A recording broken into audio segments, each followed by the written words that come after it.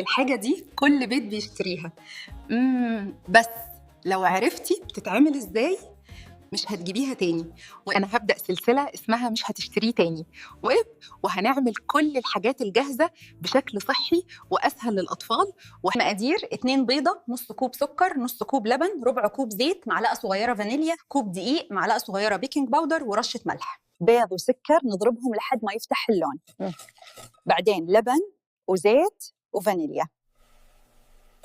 وبعدين الدقيق والبيكنج باودر ورشة ملح. نقلب براحة عشان الكيك يطلع طري. مش أي حد عنده قالب التوينكس، فنصب في القوالب الكب كيك بس ما نملهاش للآخر.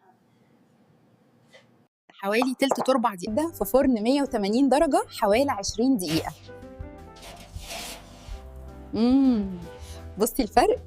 وبالنسبة للكريمة: كوب كريم شانتيه خام، وكوب لبن ساقعة جدا، 2 معلقة كبيرة سكر باودر، نص معلقة صغيرة فانيليا. دي كريمة خام من غير مواد حافظة، نضربها مع سكر باودر وفانيليا لحد ما تقيل وتبقى كريمي.